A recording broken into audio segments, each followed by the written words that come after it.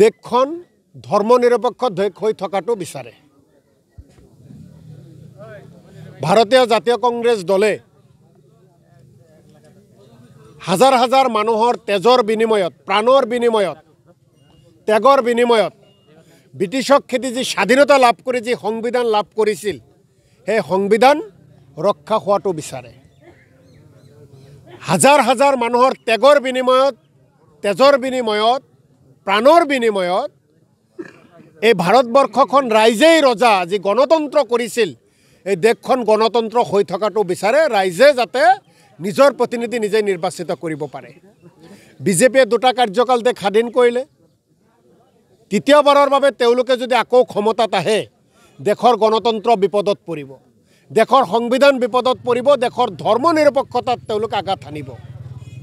ভাৰতীয় জাতীয় কংগ্ৰেছ দলে এই কথাবোৰ চিন্তা চৰ্চা কৰি বিজেপি বিৰোধী যিসমূহ দল ধৰ্মনিৰপেক্ষ, যিসকলে মন্দিৰ আৰু মছজিদক সমান সমান সন্মান কৰে, শ্ৰদ্ধা ভক্তি কৰে, যিসকলে হিন্দু আৰু মুছলমান সকলোকে সমান চকুৰে চায়, সেই দলসমূহক একত্ৰিত কৰি বিজেপিৰ বিৰুদ্ধে যুঁজ দিয়াৰ মানসেৰে ইণ্ডিয়া এলায়েন্স গঠন কৰিছে কংগ্ৰেছৰ নেতৃত্বত।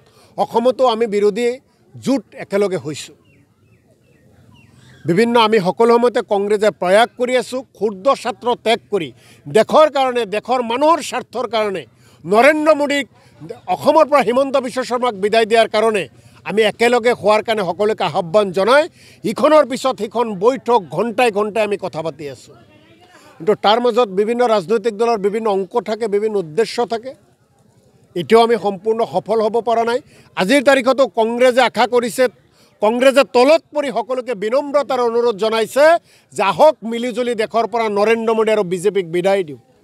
আজিও আমাৰ আহ্বান আছে, আজিও আমি কথা পাতিছোঁ, বিভিন্ন শৰ্ত আমি মানিছোঁ। তাৰপিছতো নিৰ্বাচনৰ অধিসূচনা জাৰি হোৱা নাই। আমি কংগ্ৰেছ দলৰ প্ৰতিজন নেতাকৰ্মী আশাবাদী যে সকলো দল একত্ৰিতভাৱে খেলিব। গতিকে আজিও কা বিৰোধী আন্দোলন চলি আছে।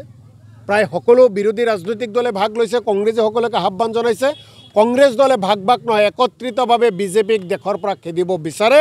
আৰু আমি আপোনালোকৰ জৰিয়তেও ৰাইজৰ যিটো আহ্বান যে কংগ্ৰেছৰ লগতে সকলো দল একত্ৰিতভাৱে হৈ নৰেন্দ্ৰ মোদী বিজেপিক বিদায় দিব লাগে, ৰাইজৰ আহ্বানক সন্মান জনাই আমি কাম কাজ চলাই আছোঁ। ভগৱান আল্লাই যাতে সকলোকে সুমতি দিয়ক, আশীৰ্বাদ দিয়ক, যাতে আমি একেলগে বিজেপিৰ বিৰুদ্ধে ৰণ কৰিব পাৰোঁ। প্ৰাৰ্থী তালিকা ইতিমধ্যে কিন্তু প্ৰকাশ হোৱা নাই। তাৰ পূৰ্বে কিন্তু আপোনালোকৰ লগত থকা একাংশ নেতাই কিন্তু পিছপিনে কোঠাৰ মাৰিছে। দুলু আহমেদে বৰপেটা দাবী কৰি আছে। আপোনালোকে অলপ বেলেগ, আমি এইবোৰ নামহে নাজানো, কিবা আছে নেকি তেনেকুৱা নাম? অসম জাতীয় পৰিষদৰ আছে লুৰিণজ্যোতিৰ কথা। লুৰিণজ্যোতি ডাঙৰীয়া আমাৰ লগত আছে। লুৰিণজ্যোতি ডাঙৰীয়া বিৰোধী ঐক্যৰ প্ৰাৰ্থী হ'ব, মিলিজুলি নিৰ্বাচন খেলিম।